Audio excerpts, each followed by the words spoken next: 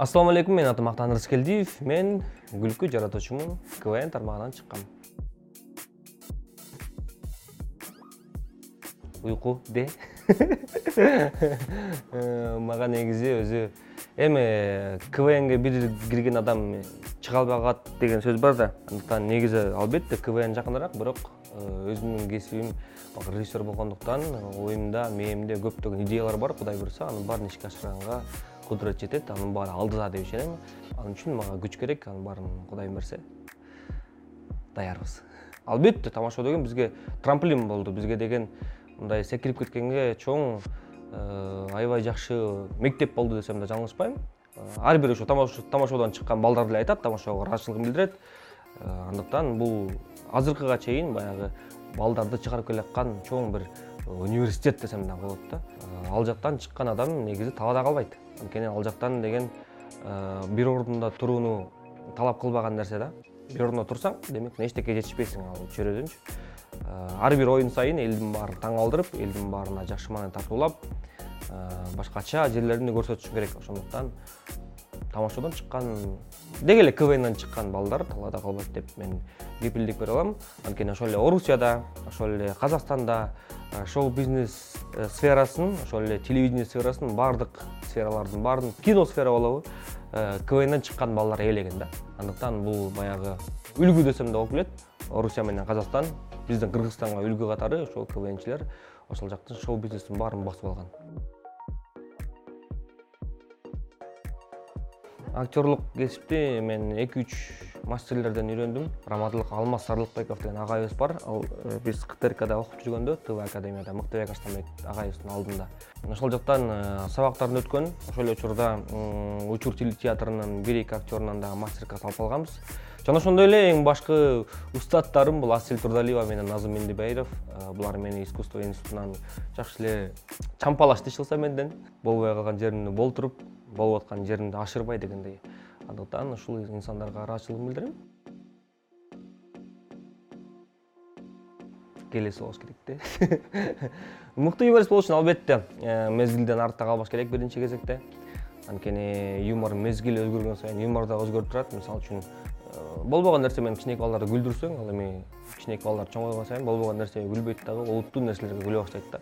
Андыктан баягы чоң адамдарды, өзүң ырактуу жаштарды күлдүрүш үчүн албетте чеберчилигиң күчтүү болуш керек, мезгилден артта калбаш керек, башка элдерден өзгөчө ойлонушуң керек да. 5 жыл.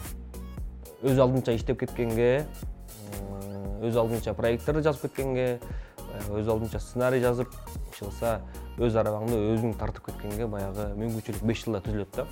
Ага чейин албетте. Бирок 5 жылдагы аз, чын айтканда. 10 жыл ойногондор бар, 15 жыл ойногондор бар. Мисалы үчүн биз деле кече жакында Астанага барып ойноп келдик. Демек дагы деле ойной берсең болот да. КВНда мозговой штурм деген бар. Биз тамашаларды өзгөчө чыгарабыз да. Мисалы үчүн 6-7 бала отура калып, мисалы үчүн мен көчөдө бараткан жолборс десем, ал кагазды экинчиге берем, ал көчөдө бараткан жолборс деп туруп улантат да. Үчүнчүсү ошону эле улантат. Мунукун эмес, өзүнүн көчөдө калган жолборсту өзүнүн баягы ой жүгүртүсүнө салып улантат. Ушинтип баягы мозговой штурм менен мээ дагы машыгат да. Азыр мисалы үчүн ар бир эле КВНчи ошол эле той бизнесинен акча табышат. Ар кандай рекламалык роликтерди жазышат, дагы тартышат. Ошол эле өзүңөр көргөндөй кино жаатында эмгек кылып атышат. Телевидение жагында эмгек кылып атышат. Иш кылса авторлук менен акча табышат десем жаңылышпайм. Анан албетте өзлөрүнүн беттерин сатышат. Өзлөрүнүн ар кайсы жака киргизип дегендей ошол эле телепроекттер, ошол эле кинопроекттер өзлөрүнүн беттери менен соода кылышат. Эми менин ставкамды айтсам, негизи элдин баары үрөйү учуп, чалкасынан кетет. Бирок бул ставканын ичинде эмне турат десе, бул ставканын ичинде албетте биз өзүбүздүн баягы 1 студия деген конторасы менен иштейбиз. Ал жакка деген белгилүү пайызы кетет.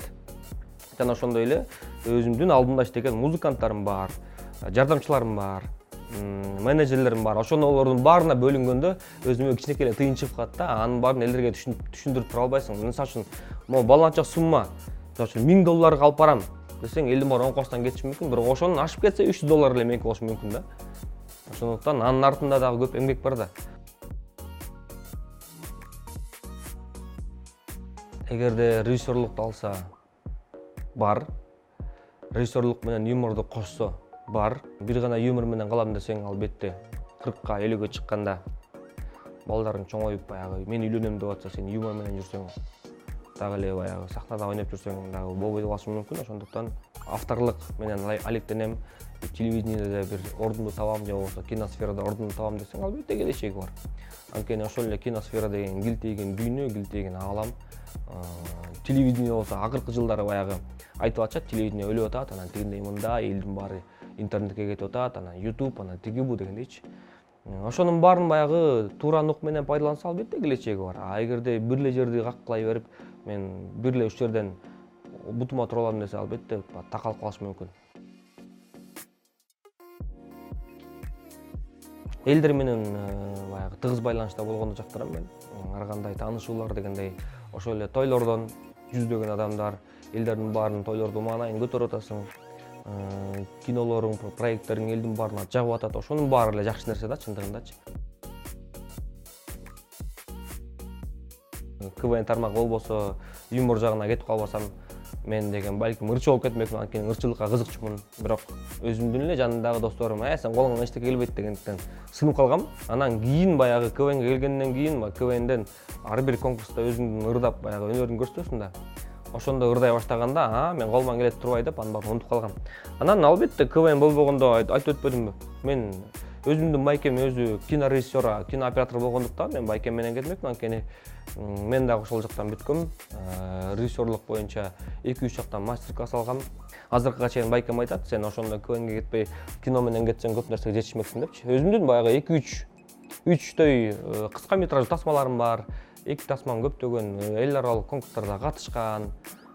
Бир дүйнө фестивалында биз Нишана Жейналиева аттуу режиссер экөөбүз тарткан кургуя аттуу порочная мечта, кургуял баягы казино, кумарга берилген адамдар тууралуу бир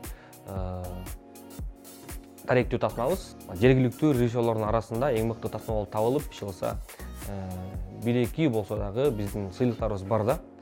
Андыктан ал азырынча текчеде турат. Оюнда дагы көптөгөн баягы ойлор бар. Элдердин оюн го дейм. Элдердин оюн баягы көп башка өлкөлөргө барып калсаң таң калышат да. Кыргызстан, бейиштей болгон жер, элдери жыргап жашап атат. Силерде тынчтык, силерде мындай тигиндей, кааласаңар бийлик менен күрөшүп коесуңар, кааласаңар президентте шыгырып чөсүңөр, силер кыйынсыңар депчи. Мисалы үчүн жөнөкөй бир сүрөт киргизсең Инстаграмга, элдер дароо жаман жагын ойлойт да. Же болбосо тойдо жөн эле бийлеп аткан сүрөтүн киргизсең, бул ичип алган турбайбы? Жаман ой сразу эле. Ушинтип кутурбай эле койбойбу? Жок, азаматсың, жакшы эс алып отурсуң, сону билет турбайсың деген жакшы ойлор жок да. Бир эле негатив. Ушта элдердин оюн өзгөртмөкмүн мен. Элдер жакшы ойлонгонго, жакшы ниет кылганга аракет кылышса, ошентсе эле биздин жашообуз сонун болуп кетмек. Анткени бирөөнүн жашоосуна баягы жаман сөз айткандан көрө өзүңдүн жашооңо жакшы сөз айтып, өзүңдүн жашооңду оңдой бер.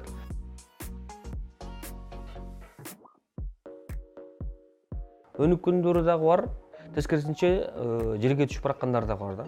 Баягы жаман адамдарды бүт эле жаман адам деп салсаң деле болбойт дачы. Жакшы адамдар толтура. Бирок жаман адамдар да толтура болбойбу? Интернеттеги комментарийлерден, интернеттеги ой пикирлерден байкасак, элдин көбүнчөсү баягы караңгыдай көрүнөт да. Өзүнүн үйүнөн чыкпай эле, баягы ааламды билбей эле, мындай кулаш жайып карабай эле, мояк кичинекей эле жерде болуп аткан нерсени көрүп эле деп эле баягы кол шилтеп коюп аткандардын катарына киргендер да көп да. 90-жылдарда кандай эле, мисалы үчүн биз кичинекей кезде интернет деген жок болчу да. Анан баягы өзүңдүн могул жерде болуп аткан сезимдерди ким менен бөлүшчүсүң? Туугандарың менен бөлүшчүсүң, кошуналарың менен бөлүшчүсүң, мектептеги досторуң менен. Азыр болсо мисалы үчүн көп эле байкайм, кошуналар менен дагы катташкандарды көп деле байкабайм. Мисалы үчүн бизде апам кошуналарга табыштап койчу экен, биздин балдар карап коюп турла деп. Анан бизди бирок үйгө бекитип кетип калчу экен да. Карабайсыңар, пейилди да. Эчтеке болбойт депчи баягы, эчтеке болбойт булар. Кичинекей убагында баягы. Карындашыбызда апам баягы өзү мектепке жумушка кетип атканда, подъездге эле 2 кичинекей оюнчугун берип койчу дагы кетип калчу экен. Ошол жакта ойноп турат депчи. Ошол жакта ойноп турат, анан кечинде келебиз деп. Анан кечинде келчүбүз, ошол жакта ойноп аткан болчу да. Азыр жанагындай айткандай элдин баары башкача.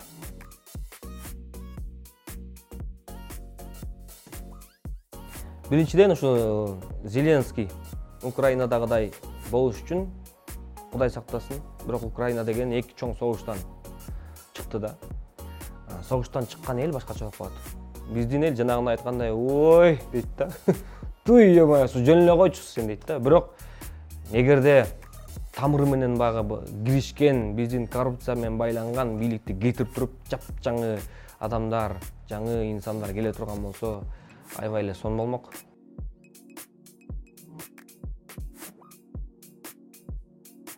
Аларга жардам бериш керек. Албетте, аларга жардам бериш керек. Сен ошол чет өлкөгө барып кел, ошол жактан үйрөнүп кел, бирок Кыргызстанга кел депчи.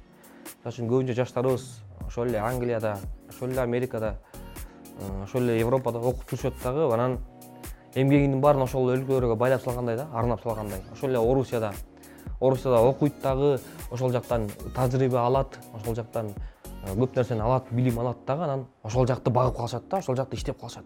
Кыргызстанга келгеле бизди баккыла, бул жактан Кыргызстанда иштеп, ушул жактын жаштарын өнүктүрүп, ушул жакта иштеш керек. Ар кандай 5000 өйдө, кээде $100, кээде $200, кээде бартер менен адамдардын пейилине жараша алам да менчи. Эгерде сонун жакшы адамдар сурап, жакшы мамиле кылып атса, албетте мен кээде бекерде алып берип коем. Кирсегендер бар. Мени милдетим катары кабыл алгандар бар.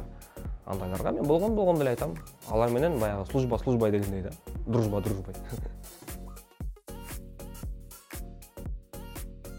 Жаман сөз эми кимге жагат? Эч кимге жакпайт да. Баягы хейт болгон, жаман болгон жазууларды дароо эле карайм дагы. Бүт барын блокко салам. Анткени канчалык негативди көбүрөөк чогултсаң, жашооңо ошол көбүрөөк негатив болот.